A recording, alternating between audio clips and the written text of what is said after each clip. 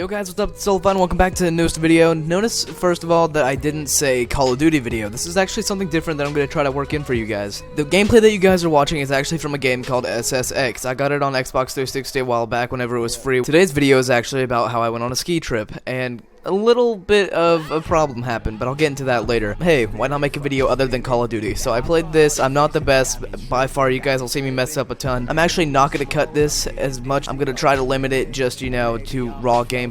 But anyways, let's get into this. With my church group, a couple years ago, I went on a ski trip. We had to pay, you know, before a certain date, and it was in Colorado. I live in Oklahoma, so it was a really long bus ride there. We went through Kansas and everything. Little did I know that altitude sickness was the first thing that would get to me, and that's not even half of what happened. If you guys have ever been in mountains or anything and you're not used to it, then you've probably experienced this before. It's kind of like whenever you're in an airplane and you just get sick, like your body reacts to the low oxygen, you have to stay hydrated. I had been drinking a lot of pop, so that didn't help me at all. I was getting really sick. We were there for an entire week, so I started off the first 2 days being really sick. I had to take ski lessons because this is the first time I'd ever been in a mountain with snow and skiing, so it was a lot of things that mashed together, and towards the end of the video you guys are going to see just how bad a beginner's mistake can be. We were on the baby slopes, you know, just trying to learn how to do things. Pizza, french fry, had a lot of lessons and stuff the first 2 days, and then I started going on slopes. There's green slopes, blue slopes, there's like black diamonds. I don't know, I could be getting some of this wrong, but I know that what I ended up doing was going from the green slopes to the blue slopes. I loved skiing, just the feeling and being able to see everything and be outside. It's a good thing we had like protection and everything, because I didn't know that you could get blinded or even sunburned from the reflection of the sun hitting the snow. It was really blinding, so we had goggles and stuff. I was packing on layers. The first couple days were actually good. Nothing happened. We didn't have any accidents, but towards the last couple days, about the last two, stuff started going wrong. I have a friend named Andrew that ended up going head over heels,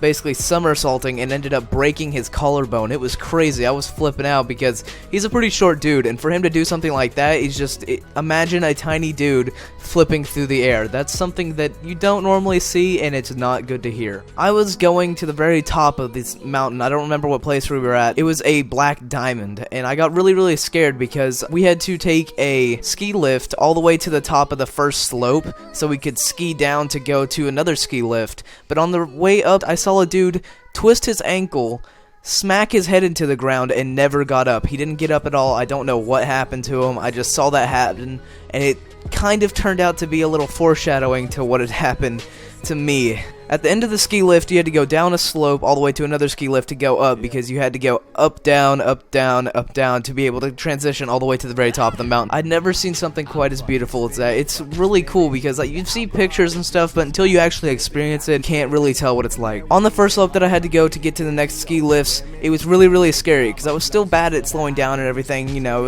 I'm still a beginner at this point, and I'm still a beginner now. I haven't been since then, and I don't know if I'll ever go again, but if I do, maybe I'll make a video out of it. Hopefully nothing like what I'm about to tell you guys happens again. Enough hinting at it.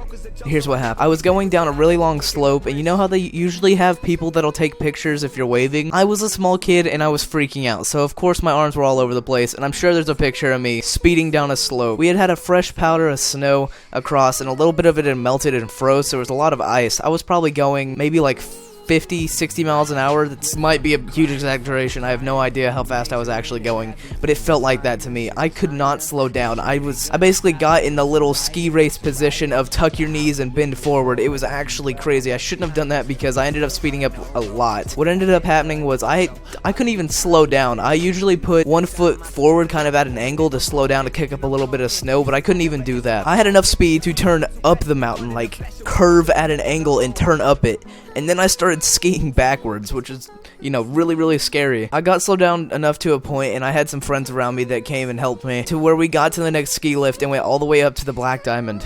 Standing up there, you did feel like you were at the top of the world. You could see literally everything, the other mountains, clouds, the curve of the earth. It was absolutely insane, and if you guys ever have a chance to ski, I highly recommend it. I went down the slope probably about 10 feet, and like I had said, we had a fresh powder of snow, so you know there was little clumps everywhere. I tried to go down pretty fast, not really fast, but I was trying to catch up with somebody, and as a tip, never do that. Never try to catch up with someone. Go at your own pace, especially if you're a beginner. I was trying to slow down, and like I said before, I had tried to curve up the mountain a little bit to slow down, and I hit fresh powder of snow. What I had said before about the guy twisting his ankle and smashing his head into the ground, like whiplash his head into the ground, I did that. I had twisted my left ankle completely, like, I'm surprised I didn't tear things apart, but I twisted it and fell really, really hard backwards with my head just whiplash straight into the ground, and you know that initial thud that most people hear? It feels a lot worse than what it sounds like, and it sounds pretty terrible, so you can imagine how it felt. Luckily, I was wearing a helmet that we had rented from the resort. If not, I don't know if I'd be here today. Whenever I fell and hit the ground, I was really disoriented. It was really, really scary for me, because I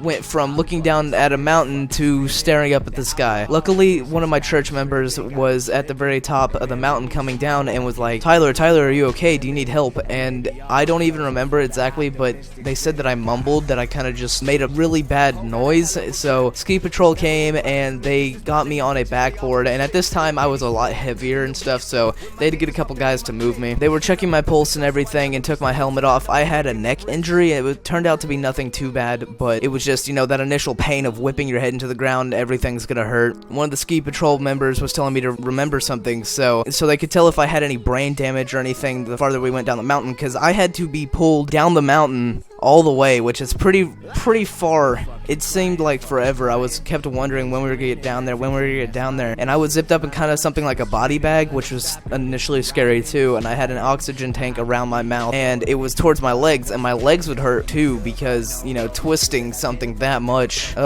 just thinking about it hurts. When we got to the base of the mountain, there wasn't even a hospital. It was kind of like a doctor's holding room, and you could imagine what my mom would feel like whenever she heard this. I had to call my mom and tell her what had happened. She was all the way back here in Oklahoma, and I was in Colorado, so I feel really bad for scaring my mom like that. Hearing that your son is basically going to be taken an hour away to Denver to have to go to a hospital probably doesn't sound that good. They couldn't do anything there, so like I said, they had to take me to Denver. Whenever I was going down the mountain in an ambulance, they had to stick IVs in my arm, and usually it's not good if they stick you like 5 times. I got stuck like 8 times because I couldn't find a vein. They wanted to put some medicine in me so I didn't get car sick. We slid around quite a bit too, so a lot of the stuff I was scared. My anxiety was at an all-time high. I was flipping out on the slightest little anything, and they didn't want me to go to sleep because, you know, they thought I might have brain damage. So whenever we get to Denver, we're not even allowed to go in because something had happened along the lines of there was a kid who saw something he wasn't supposed to have seen and got stabbed. I don't know. You know, it's Denver, a lot of stuff happens, and there was SWAT team all over the hospital. It was absolutely insane at every door. We had to go to like a side door. It was really weird, and they had to roll me in.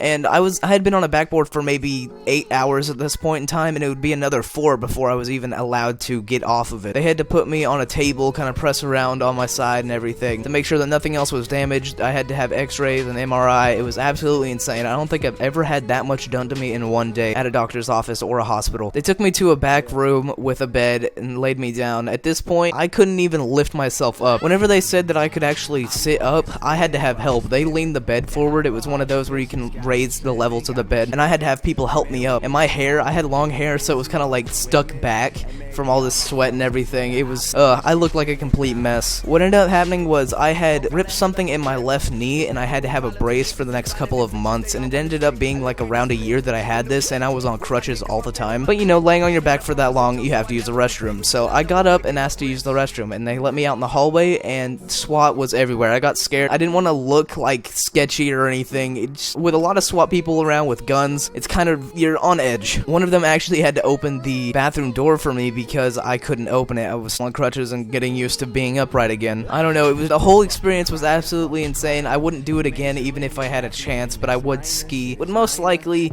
slow everything down, you know, baby steps, be really cautious and self-aware of everything that's going on, watch out for patches of snow. But anyways, in the end, I ended up coming home, and my mom, scared half to death, gave me a huge hug, and on the ride back, I took up 2 seats on the bus. But man, it was an experience of a lifetime. And if you guys ever get to go ski, I highly recommend it. If you guys have, please drop any stories you have down below. Anyways guys, I hope you enjoyed the video. If you did, like, favorite, comment, subscribe, and I'll see you guys in the next one. Peace.